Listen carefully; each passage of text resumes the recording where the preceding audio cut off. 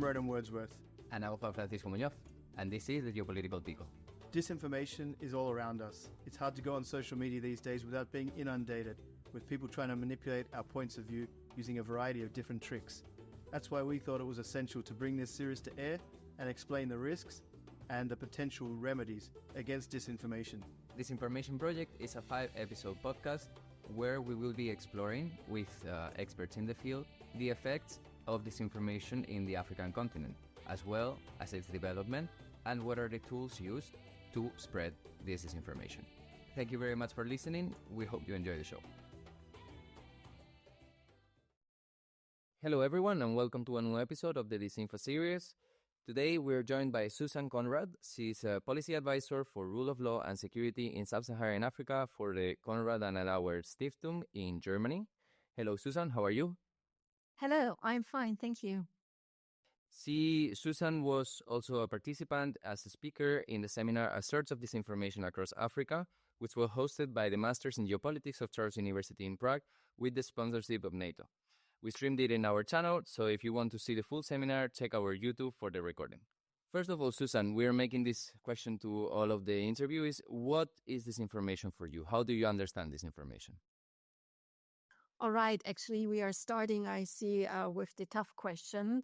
So I'm not that kind of expert going into the terminology of disinformation, but when I look to the Russian disinformation campaigns against the West in Sub-Saharan Africa, I think it has a lot to do with deception. So when you're asking me what is disinformation campaign for you, then I would say it's most of all it's a deception campaign, and it has a lot to do with media manipulation tactics and also with strategic deceptions. And the most important thing is as well, it's not just coming randomly out of the blue. It's very much an organized, orchestrated plot. I think this is disinformation for me. Fantastic. I think, as you said, this is not coming necessarily out of the blue, but it's part of a wider strategy potentially of different countries. And I want to start with Russia and go back to some of the historical role over the last decade, I guess, that has seen Russia move into Africa, what sort of positions they've taken, where they started, and how it's evolved into their position on the continent at the moment. So actually, when we are talking about the Russian influence, everybody is looking to the Sahel region, right? When you look to Mali, Niger, and Burkina Faso, you see a lot is coming out at the moment because of the Russian influence. But what is going on in the Sahel region has another past, and this past is happening in the Central African Republic some years ago. So we have to go back in former times, nearly 7-8 years. So at the end of 2016, at beginning of 2017. And what the Russians did, and especially Yevgeny Prigozhin with his company Concord, he entered with his company the Central African Republic. And it happened because Russia got approval for arms and weapons to bring it to the Central African Republic. They got an approval by the United Nations Security Council, and they've been not very much looking into the detail what could get out of this Russian influence in the car. So Russia was allowed to send arms and weapons at the beginning of 2017 to the Central African Republic. And with these arms and weapons, also so-called trainers came to the country as well. And what then happened is that the Wagner structures are started to establish this nowadays well-known structure. So they started with the paramilitary branch, which we have as the Wagner actors, for sure, that they're very, very famous right now. But the second thing is very much also the propaganda. So they established as well in the Central African Republic a propaganda agency. And thirdly, they've been also establishing a business company, also working in the Central African Republic. So what we do had at this time is we had the three structures. It was implemented, and then they started to work out. And when we look into the media outlet and the media company to that country, it's been a huge disinformation happening against France at this time, but they also established action movies. The most famous one is so-called Jewish, but they've been also very much into movies for children. So you had some comics One is called The Lions and the Bears. So you see, it's very much advanced approach of disinformation. It's not just about media outlet and news. It's getting into cinemas, into movies. So what people very much looking and thinking what could be of interest for them. And what then happened is that Russia took this plot of information and put it via Mali, Niger, and Burkina Faso. And now they started again to figure out what is productive, what is working, what is not working. So in the end, what we see right now when we look to Mali, Niger, and Burkina Faso, first of all, they established their own alliance. And with this own alliance, they established also a new media space. And within this media space, Russia has a lot of influence right now. And also what happened with the Alliance des États du Sahel, so this is the alliance, that countries like Mali, Niger, and Burkina Faso, they started out to kick out the French agencies and all other media agencies and implementing the Russian thoughts and thinking, what they have to think and what they have to spread out in a country. So we do have nowadays also agencies like in the Central African Republic in Mali and also in Ouagadougou in Burkina Faso. And can we say that these campaigns coming from Russia through Wagner have been successful? Because it is perceived as now these disinformation campaigns or the approach that Russia was taking in Central African Republic before and now in the Sahel and in other countries in Africa. Sometimes we don't know how exaggerated it is, their success or not. Well, I mean, when we are going right now into the Sahel region, also maybe it's worth to take a look back. 3 years ago, we do had a lot of Western stabilization instruments in the Sahel region. So I've been talking about MINUSMA, for example, so the United Nations peacekeeping mission. We do had a lot of stabilization mechanisms by the European Union. So the training mission in Mali, for example, but also the capability mission as well in Niger, for example. 3 years later, today, 2024, everything is gone. Of course, not everything has to do with the Russian influence as well, because the Western approach on stabilizing the Sahel region is very much failing. And actually, we talked also about in the conference about the reasons.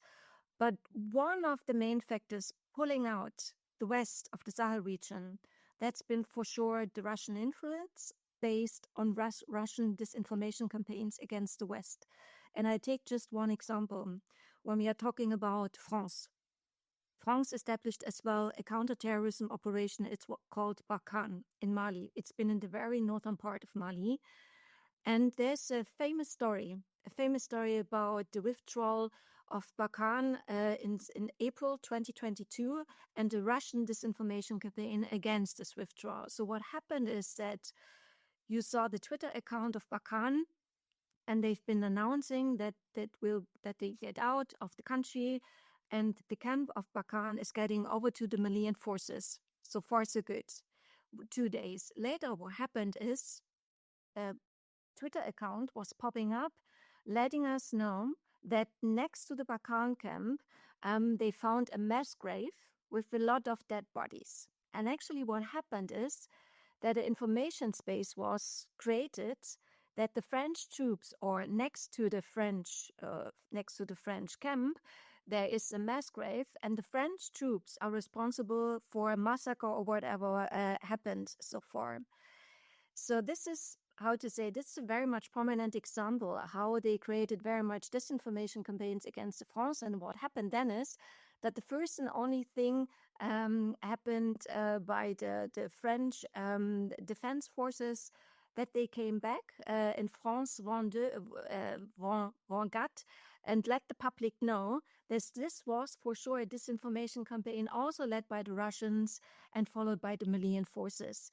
So when you would ask me if the Russians are very much successful with the disinformation campaigns against the West, I can say yes, for sure, but not just against France, but also against the European Union and also against the US. And it's still ongoing.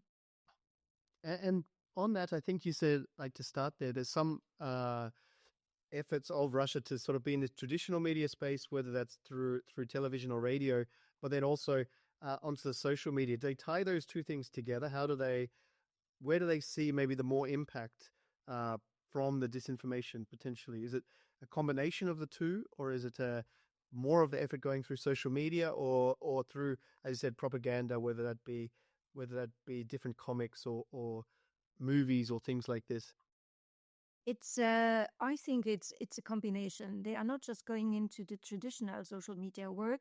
They look what could be productive in a country, and then they are starting. And if they see something is working very much effectively, then they use it. So it depends really on the country. So if you have a deeper look into the country, you can see that. But usually it's a mix of everything because they want to include everybody. So they would like to have maybe the younger generation, but they are maybe going into an older generation. So it's really to get everybody into the mood of this Russian influence that the West, and especially France, is really the bad guy. And you've mentioned in the beginning Central African Republic. Now we're talking about the Sahel, highlighting that both of them are former French territories, former French colonies. Has this success of disinformation campaigns of Russia been more prominent in former French colonies because of specific reason, or has it also been successful in other former Western colonies? Yeah, I mean, most of the time, the Russians are very much successful in former French colonies. This is what you can see for sure. And it has also something to do with the common history of France and especially also West Africa. So when we talk about the history of both sides, they have really very much in common. But nevertheless, when you look to with a closer approach to the sub-Saharan Africa continent, you see that Russia is taking more and more influence by disinformation campaigns also in other countries. But in Western Africa, it is very much centralized. So most of the disinformation campaigns are running very much in Western Africa. And this has, for sure, something to do with the French past in that region.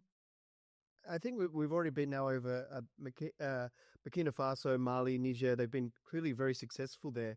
Do we see any other areas potentially in West Africa where there's new campaigns from Russia trying to change the narrative there? I mean, I know that at KAS, you guys have the Political Dialogue West Africa, which is in Benin, Togo, and Cote d'Ivoire. Do you see it with your people on the ground there and this sort of thing? Well, that's a very good question. So we do have two offices in Abidjan. One is the Security Policy Dialogue West Africa, and the second is the Political Dialogue West Africa.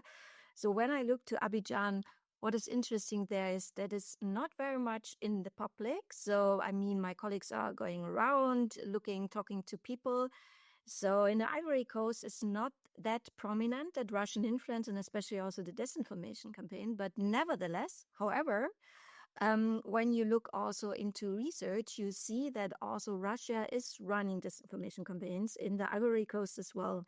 But the thing with the Côte d'Ivoire is that the Côte d'Ivoire has a much more stable, still Western approach than the Sahel countries as Mali, Niger, and Burkina Faso. So I would also say that Russia, it's not that easy for the Russian influence to get more awareness as well at the Ivory Coast.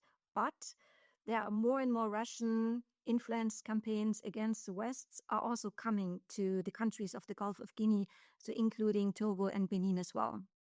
I mean, even just to add on to that, I think sometimes it can be subtle. I know from my past experience as well, speaking to even university lecturers in Africa, and sometimes they repeat, especially the Russian talking points around the invasion of Ukraine, for instance. I think that's a very much a place where they like to, maybe not to try to change the political situation within the country itself, but change the perception on the war.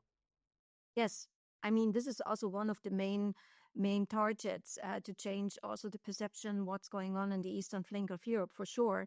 And it's very dangerous for Europe, I think, because what we see so far, that's a huge influence in this, and people also taking this. No? When you talk about intellectuals, they take it also as granted what the Russians are telling them. So in this sense, also as the West and especially as the European Union, we have to do more to inform based on facts and figures about what is really going on the eastern flank.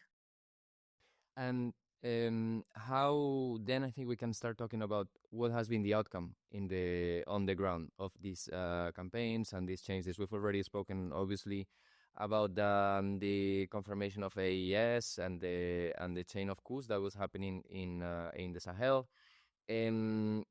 We talked about Central African Republic. How has the situation evolved in the ground since these campaigns were successful there? I mean, as I said before, when you look to this Alliance des États du Sahel, they already started to create their own media space, which is a lot. And also, I mean, there's been also the information about that. Yes, of course, I do have it here. Actually, what also happened is that at the end of September 2024, so some days ago, it was also reported that Wassim Nasr, he's a journalist of France 24, that that there was an investigation against him launched in the countries. And I think you see this is one of the successes also made by the Russians. And the second thing also what the Russians are doing is they are implementing right now so-called cultural agencies, so-called Russian houses. So we are not just talking about a media outlet anymore, but also bringing the language and the Russian culture to the people as well. And it seems it worked because when you're in the countries or you're talking to people, there is a huge, how to say, there's a huge misunderstanding right now about the role of France in the region, but also about the European Union. And in the sense, Russia succeeded to get the minds, but also the hearts of the people. I think that's an important point as well, especially like the role we've seen. Obviously, the Central African Republic is the most developed strategy they have. It was the first place where they started this. And now we see multiple of these Russian language centers and different education centers within the Central African Republic.